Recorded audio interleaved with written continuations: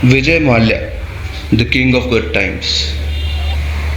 He was a man who was blessed with a lot, but he always wanted more.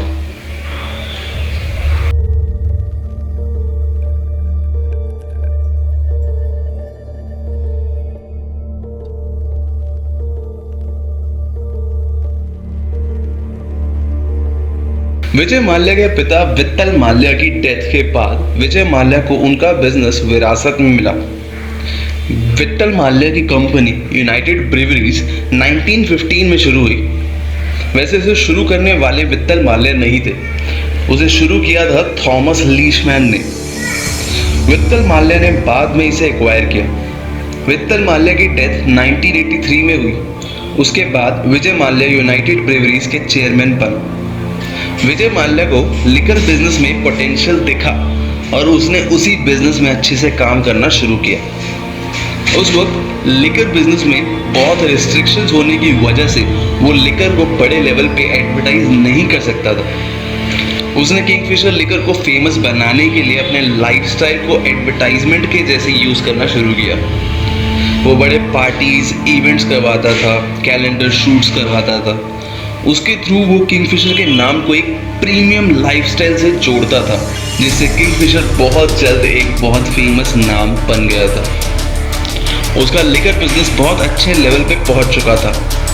2005 तक United ब्रीवरीज दुनिया का second biggest liquor manufacturer बन गया था। इतने बड़े लेवल पे किंगफिशर के नाम को पहुंचाने के बाद विजय ने डिसाइड किया कि अब वो एयरलाइन बिजनेस में जाना चाहता है और अपने बेटे को उसके 18th बर्थडे पे किंगफिशर एयरलाइंस गिफ्ट की। किंगफिशर एयरलाइंस के सभी ट्रैवलर्स को बहुत लग्जूरियस सर्विसेज मिलती थी। इसी वजह से किंगफिशर एयरलाइंस बहुत तेज़ी से सक्सेस बनने लगी थी। बहुत जल्द ही Kingfisher airlines India second best airline बन गई थी। किंगफिशर एयरलाइन के लिए माल्या ने बहुत बड़े लोन्स लिए थे। किंगफिशर एयरलाइंस अभी तक प्रॉफिटेबल बनी भी नहीं थी कि माल्या ने एयर डेक्कन एयरलाइंस भी परचेज करने का डिसीजन लिया। 2007 में माल्या ने 1000 करोड़ में एयर डेक्कन को परचेज किया without considering the books of the loss making air Deccan. अब विजय माल्या ने एयर डेक्कन का नाम बदल के किंगफिशर रेड कर दिया।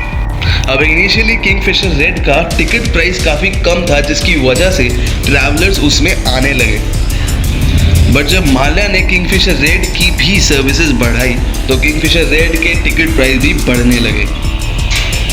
अब सिचुएशन वॉज कि दोनों एयरलाइंस में बहुत हैवी इन्वेस्टमेंट करने की वजह से माल्या पे बहुत ज़्यादा डेट था।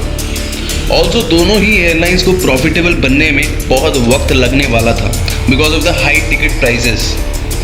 अब 2008 तक क्रूड ऑयल के दाम बहुत बढ़ चुके थे। ऑल्सो रिसेशन आ गया था। अब किंगफिशर एयरलाइंस हैवी लॉसेस में आ चुकी थी। किंगफिशर एयरलाइंस के एम्प्लॉयज़ को 7 मंथ्स से सैलरीज नहीं मिली थी, जिसकी वजह से उन्होंने काम बंद कर दिया था। इस सिचुएशन में किंगफिशर एयरलाइंस के ऑपरेशंस को बंद करना पड़ा था। जिन एम्प्लॉयज़ को सैलरीज नहीं मिली थी उसमें से कुछ लोगों ने सुसाइड भी की, लेकिन माल्या ने किसी को पैसे नहीं दिए, बल्कि अपने 60th बर्थडे पे उसने बहुत बड़ी पार्टी की, इंटरनेशनल स्टार्स बुलाए और अपने गोवा विला में अपना बर्थडे सेलिब्रेट किया। अब माल्या पे 9000 करोड़ का लोन था, जो कि किंगफिशर एयरलाइंस के बंद होने की वजह से उसने नहीं दिया। 2016 में विजय माल्या ब्रिटेन भाग गया और उसका लोन अमाउंट उसने कभी पे नहीं किया। माल्या ने लगभग 15 बैंक्स से लोन लिए थे, जिसमें से कई बैंक्स थे जिन्होंने without any due diligence Mallya को लोन्स दिए थे। माल्या ने अपने बिजनेस की प्रॉफिटेबिलिटी से ज़्यादा उसके एक्सपेंशन पे ध्यान दिया।